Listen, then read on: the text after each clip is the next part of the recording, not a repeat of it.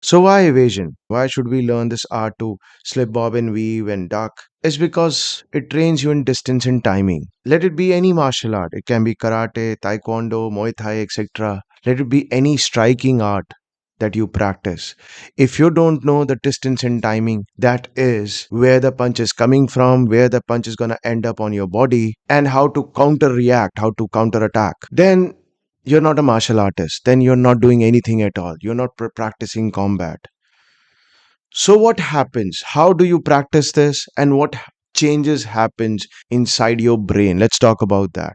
So this training depends upon rod cells, which are at the side of your eyes, also called peripheral vision. So there are like 120 million rod cells at the side of your eyes, which have only one responsibility, and that is to detect light. These are also called photoreceptors. Now, whatever blocks the light at high speeds, these cells are masters of detecting that. So you must be aware of the reaction whenever a ball comes towards your face and your hands are like immediately comes forward, your face turns.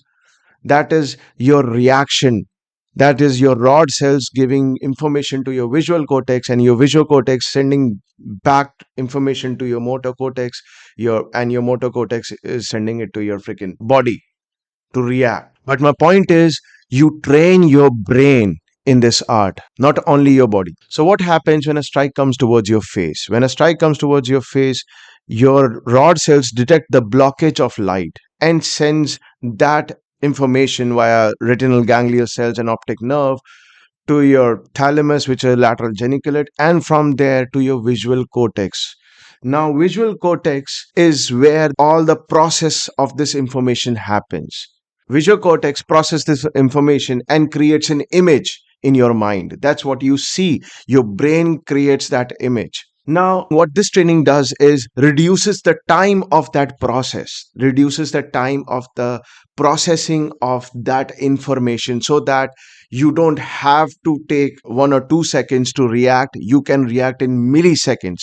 It shortens the pathway from your retina to your visual cortex, from your rod cells to your visual cortex. It shortens the pathway. Hence, it becomes from a couple of seconds to milliseconds.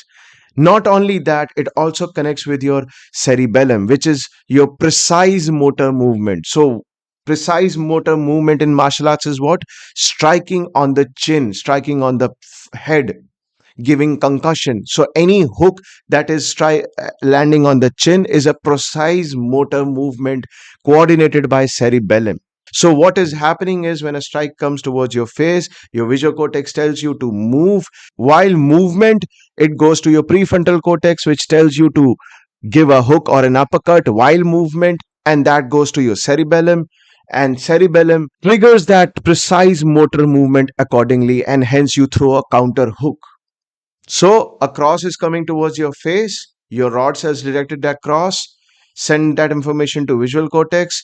Visual cortex processed it, send it to motor cortex, and you do a movement of slipping, evading that cross. And from that, motor cortex goes towards the cerebellum, where it triggers a precise motor movement of a counter attack. It can be a hook, it can be an overhand towards your chin, precisely towards your chin.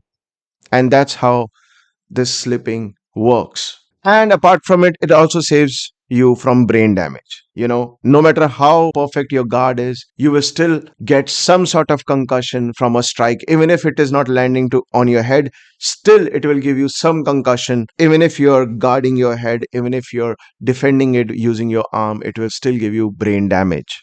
And that's it. That's how your freaking evasion works. Thank you. If you like my content, please subscribe.